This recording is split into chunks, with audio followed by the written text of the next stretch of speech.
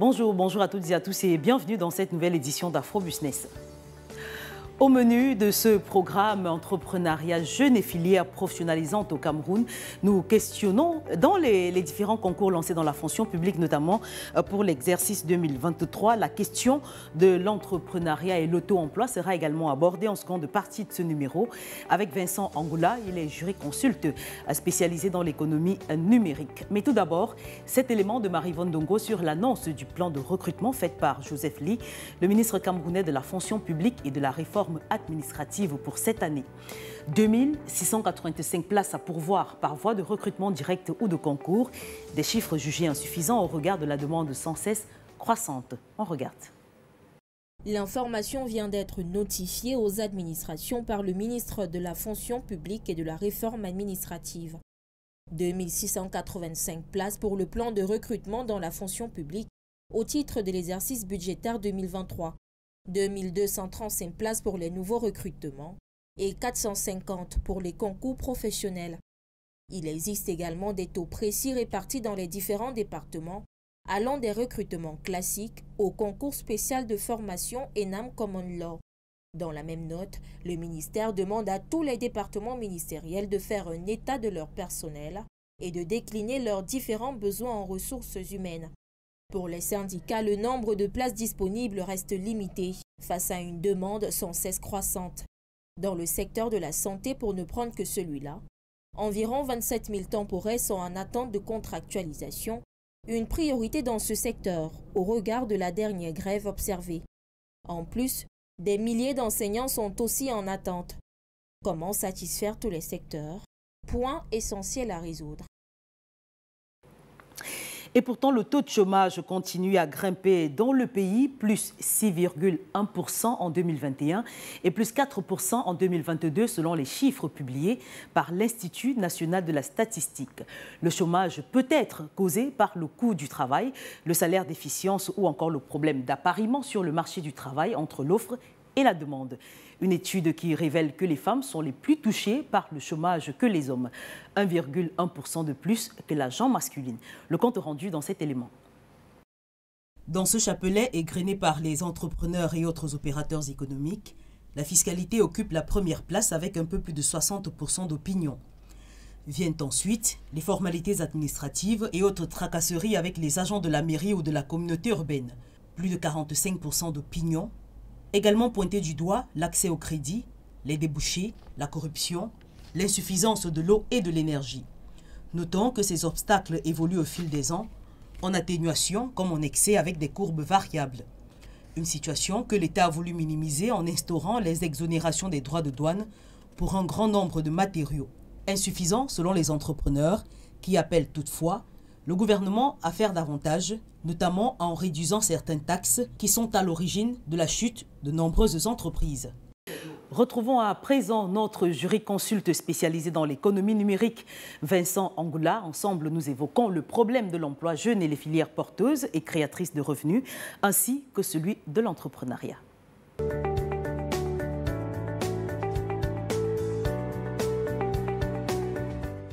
Bonjour Vincent Angoula et bienvenue dans Afro-Business. Merci, bonjour à vous Armella. Alors Vincent, nous nous intéressons dans ce numéro à l'emploi, notamment l'emploi jeune au Cameroun, et nous revenons avec vous sur l'annonce faite par le ministre de l'Emploi et de la Formation professionnelle, Joseph Ly, qui appelait justement il y a quelques jours des recrutements pour l'année 2023, un plan de recrutement dans lequel il annonçait 2685 places à pourvoir pour l'année 2023. Un chiffre, tout comme une autre publication, celui du Minfropa, qui vous a fait sortir que vous trouvez minime et peut-être insignifiant au vu de nos jeunes diplômés qui sortent de nos écoles chaque année? Oui, effectivement, c'est un nombre auquel nous sommes généralement habitués. Ça veut dire qu'on s'apprête là à avoir une masse assez importante de jeunes personnes qui vont rejoindre les rangs de la fonction publique, de l'administration, alors que actuellement, avec toutes les transformations que notre monde connaît sur les domaines un peu plus techniques, on se demande s'il n'est pas déjà temps de faire une migration voilà, pour un Cameroun un peu plus technique plutôt qu'un Cameroun un peu plus administratif. Voilà. Alors justement, vous avez fait une sortie aussitôt après l'annonce du ministère camerounais de l'emploi et de la formation professionnelle qui annonçait également, je le disais il y a quelques instants, plus de 3000 postes à pourvoir. Vous revenez essentiellement sur la formation et l'entreprise, les jeunes diplômés doivent être des techniciens sur le terrain. Effectivement, vous allez convenir avec moi, Armel, que nous avons des étudiants qui sont de plus en plus jeunes. Voilà, imaginez un jeune étudiant qui a 16 ans, 17 ans à son baccalauréat. Avec le baccalauréat, déjà, on peut présenter un concours à la fonction publique. Alors, il se retrouve à 17 ans, fonctionnaire, il a une formation de 2-3 ans. À 20 ans, il a fini sa formation, il est mineur. Qu'est-ce qu'il fait? Il va rejoindre le rang de l'administration où tout est déjà moulé et qui, pour ma part, enterre quelque peu son énergie, son génie et tout ce qu'il peut pouvoir donner à sa génération comme contribution pour le développement de notre pays.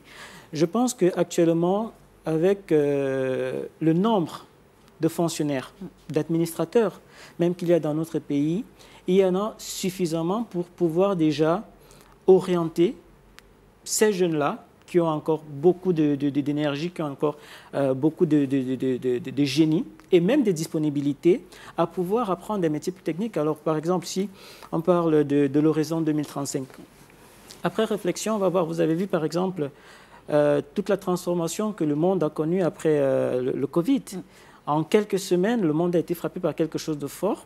Il y a eu des réformes sur un plan mondial, de sorte à ce que on s'est rendu compte que ces transformations-là iront en continu. Ça veut dire quoi? Nous sommes en 2023. Oui. 2035, c'est dans plus de 10 ans.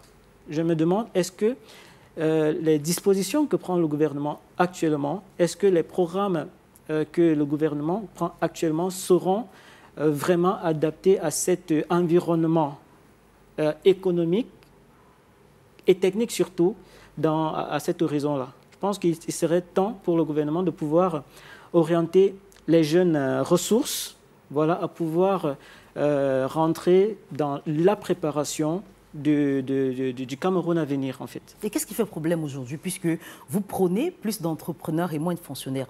Qu'est-ce qui fait problème aujourd'hui au Cameroun en matière de formation et de création d'emplois? Alors, s'il faut revenir sur la fonction publique, vous allez constater que même au niveau de la fonction publique, après les formations, il y a un problème d'intégration. Il y a un problème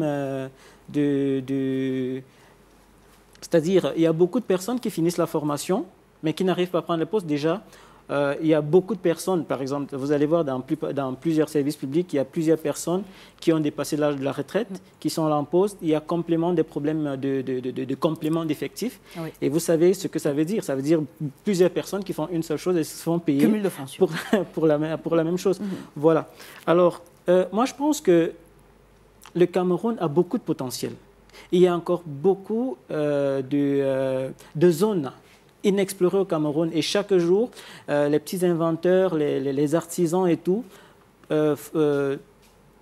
démontrent auprès du monde le savoir-faire du Cameroun. Alors, je pense qu'il serait mieux pour le gouvernement de pouvoir se tourner vers des universités, vers des écoles, par exemple, d'agriculture, de numérique, de l'art, vraiment pour pouvoir valoriser ce savoir-faire-là et pouvoir connaître cette autonomie. Parce que, figurez-vous, les caisses de l'État généralement, parce que quand on ne fait qu'empiler ces jeunes recrues à la fonction publique, c'est pour qu'ils soient rémunérés dans les caisses de l'État, on dit souvent dans la poche du contribuable. Mais comment est-ce qu'ils vont être rémunérés dans une caisse qui n'est pas fournie par des ressources internes? C'est pour ça que, généralement, on fait recours aux emprunts obligataires, voilà, pour remplir les caisses de l'État. Je ne vais pas parler de l'effectivité des projets et puis des réalisations et tout, mais restons juste sur la rémunération. Mais pourquoi ne pas créer des entrepreneurs? Pourquoi ne pas créer des personnes qui sont capables d'avoir quelque chose en plus, apporter quelque chose en plus, et puis vendre ça au monde entier, puis remplir nos caisses, et puis aider toutes les autres personnes qui dépendent de ces réalisations-là. Monsieur Angoulala, il va également se poser le problème de financement. Le peu qu'on a déjà sur le terrain, l'effectivité qu'on a déjà sur le terrain n'arrive pas à être financée par l'État du Cameroun qui également rencontre de gros problèmes. Peut-être pour l'instant, c'est un problème d'organisation ou de réorganisation. Pour ma part, je ne pense pas que ce soit un réel problème de financement. Voilà. Il n'y a pas de problème de financement. Et comme j'ai l'habitude de le dire, c'est un problème de contrôle. Le financement y est, mais c'est l'affectation des finances qui fait problème. Voilà. À qui on l'affecte et comment on l'affecte. Voilà. Je salue encore il y a quelques mois à l'établissement, il a mis sur pied de la caisse de dépôt, voilà, qui a démarré. Je pense qu'avec cette caisse-là, on pourra véritablement connaître, avoir une visibilité plus concrète concernant l'affectation des ressources, donc les investissements, par exemple, au niveau de la formation, des réalisations et autres, et qui va faire en sorte, bon, on espère qu'il y aura qu'il y aura de la transparence pour permettre effectivement aux Camerounais de pouvoir suivre les réalisations des projets au Cameroun et puis ne pas rester dans cette stupeur permanente où on se dit, bon, OK, il y a tel projet, on l'a financé, on n'a pas vu la réalisation, mais qu'est-ce qu'on fait? Voilà. Alors, le fonctionnariat face auquel vous insurgez, alors est-ce qu'on court le risque, selon vous, d'après votre sortie, on en trouvera dans les lignes, qu'on risque de voir le taux de chômage augmenter au Cameroun dans les prochaines années, puisqu'on était à 6,1% déjà en 2021. Est-ce que vous avez la crainte justement de voir le taux de chômage de jeunes augmenter au fil des ans? C'est quelque chose d'inévitable. Vous savez, l'État ne produit pas de ressources. L'État ne produit pas de ressources. Je vais vous prendre l'exemple d'un secteur que je connais assez bien, celui de la relation client en ligne. Voilà.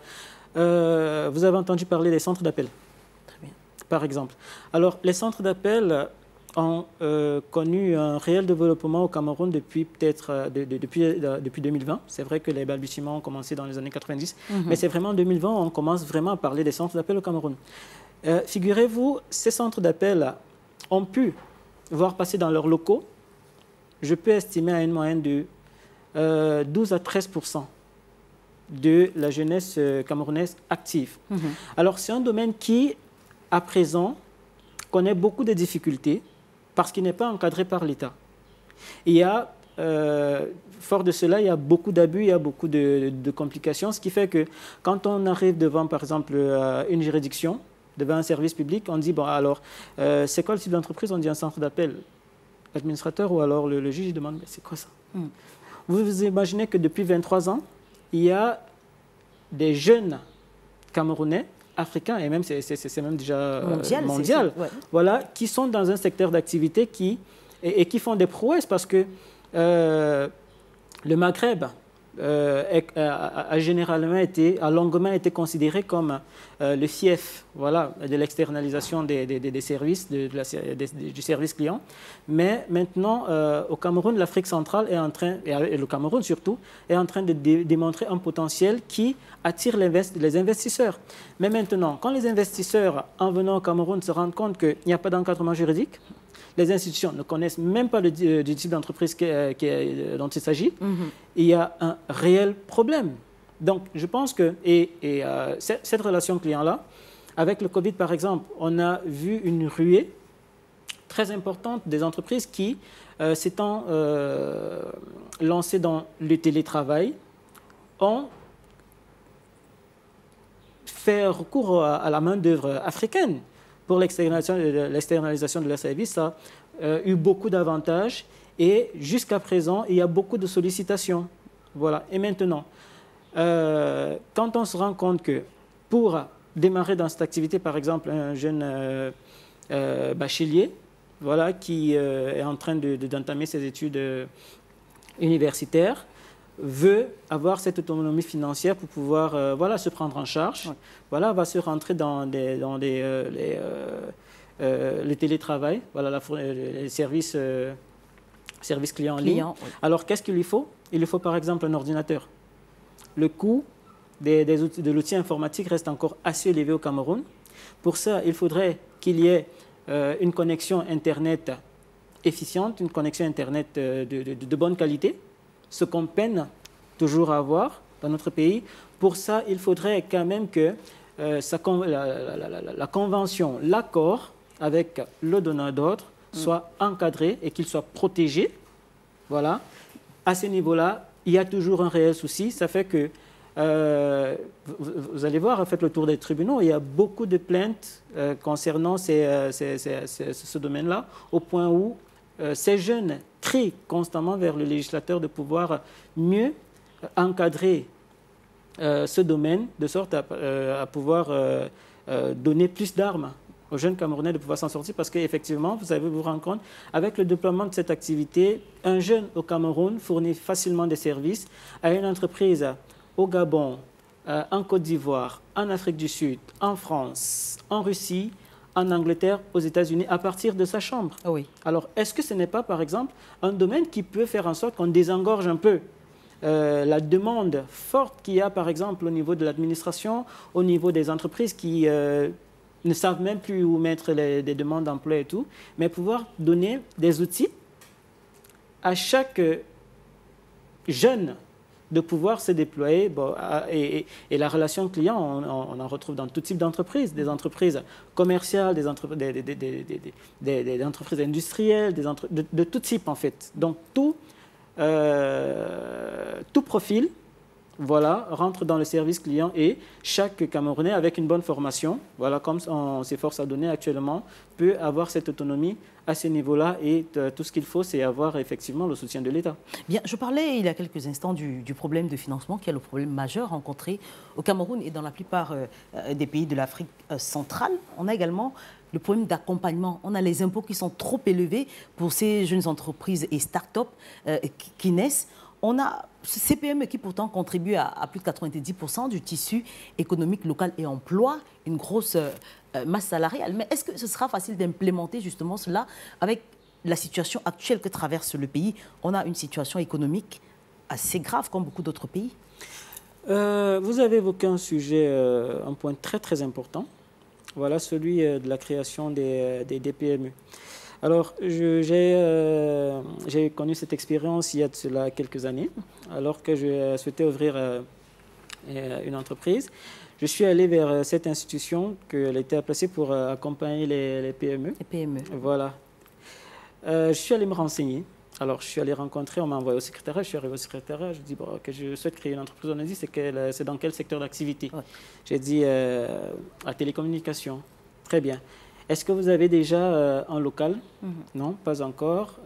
Est-ce que vous avez déjà un compte bancaire? Non, pas encore. En fait, on a posé des questions. Au final, je suis sorti de là avec une information comme quoi il faut d'abord donner la part de l'État avant de constituer son entreprise. Ce qui ne se fait pas ailleurs. Bizarrement, parce que la discussion avec la dame m'a fait comprendre que même dans la prévision, il faudrait déjà que je verse à l'établissement une avance sur le chiffre d'affaires que je compte faire. À l'État ou à l'établissement, soyez précis. L'établissement en question, c'est un établissement étatique, ouais. Donc du coup, le ministère en question. Voilà. Donc, j'étais un peu scandalisé. Et qu'est-ce qu'il faut faire? Moi, je parle de moi, le jeune Camerounais, soucieux de ce que je veux proposer comme service, soucieux de ce que je veux me faire comme profit. Qu'est-ce que je fais? Je me lance dans l'informel.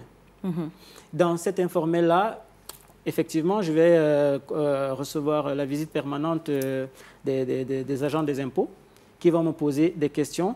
Et voilà, ça va se gérer à la camerounaise. Entre vous. Voilà. Donc, mais je pense que si l'État, par contre, accueille tous les entrepreneurs et les accompagne effectivement en fournissant certaines facilités.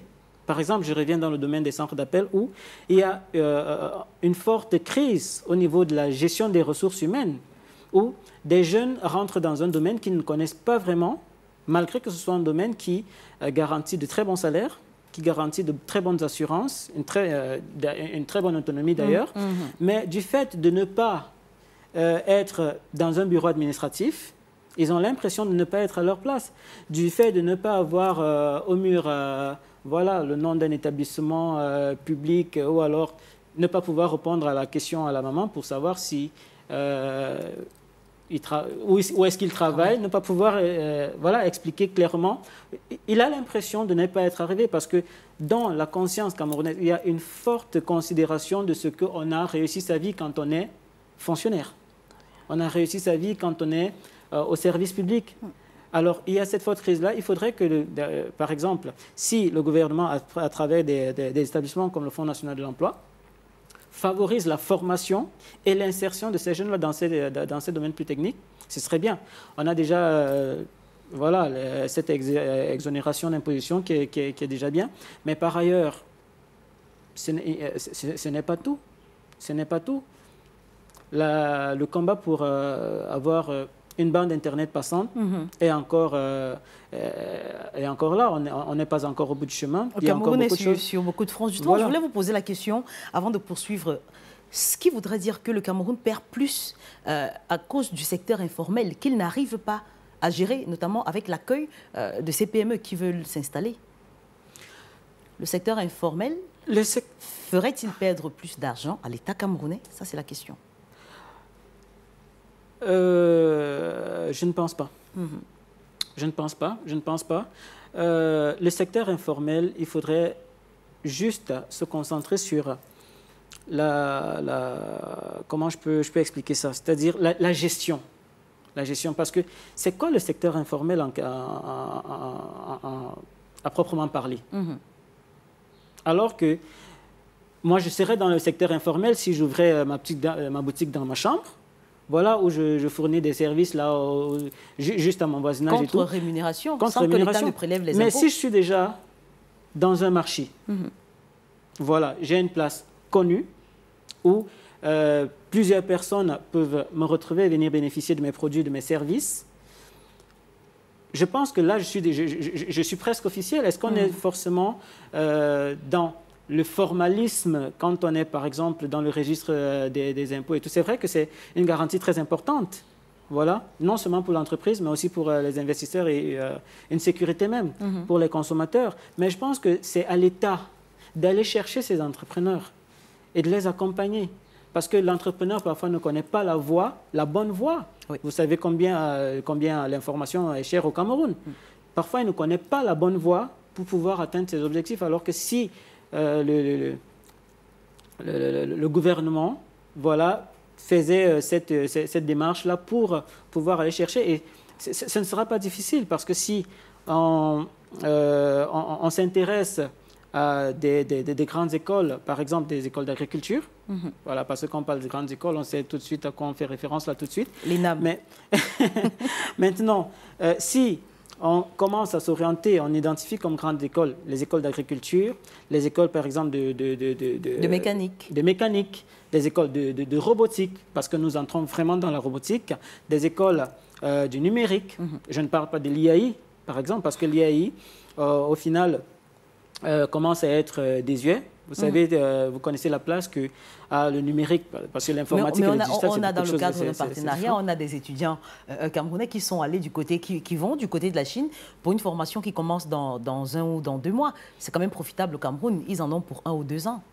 On ne peut pas non plus battre en brèche le travail de l'IAI. Non, ça ne peut pas se faire. Mais généralement, je vais m'exprimer comme le Camerounais lambda. Voilà, comme l'artiste qui a dit qui vivra verra. Voilà, donc attendons le retour, voilà, et on verra la plus-value voilà, de ce que ça va. Alors, je vous reprends également. Le Cameroun a besoin de créateurs de richesse et pas de gérants de richesse, car cela alimente, selon vous, le vol, la corruption.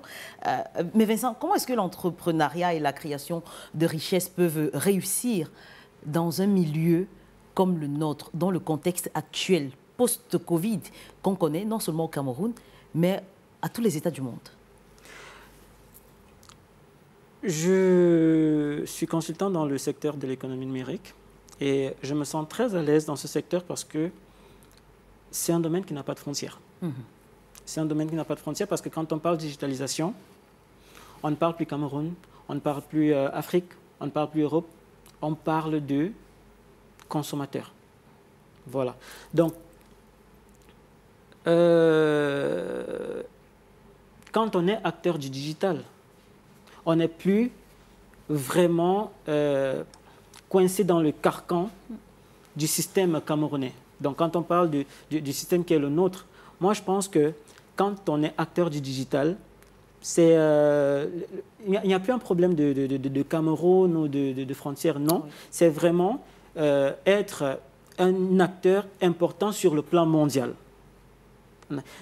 On a par exemple Kero Games, Kero Games qui, avec sa sortie, sans publicité d'ailleurs, a pu s'attribuer les mérites, les félicitations des plus grands concepteurs de jeux du monde entier, alors que tous ces techniciens sont essentiellement camerounais. Alors, comment ils ont fait pour déployer tout ça? Va savoir, on ne sait pas où est-ce qu'ils ont eu de leur formation, mais il faudrait quand même que l'État puisse mieux plus s'intéresser voilà, davantage à ce genre d'initiative. Voilà, et ce sera un gagnant-gagnant. Voilà. Merci à vous, Vincent Angoula, d'avoir accepté de répondre à nos questions. Je rappelle que vous êtes jurisconsulte spécialisé, vous l'avez dit, dans l'économie numérique. Exactement. Merci, Armel, pour l'émission et puis votre disponibilité. On espère vous avoir dans d'autres programmes, notamment d'Acheco, un programme de 13 minutes dans lequel nous reviendrons sur la jurisconsultance, c'est cela? Voilà, ou encore l'économie numérique. Merci à vous. Merci à vous, Armel. Bonne journée. Et c'est avec cet entretien que nous mettons un terme à ce numéro d'Afro-Business. Vous pouvez également nous suivre sur nos différentes plateformes de médias sociaux, sur Facebook, sur LinkedIn, sur Twitter, sur Instagram. Vous pouvez également rester connecté sur StarTime, canal 793. Au revoir et à très vite.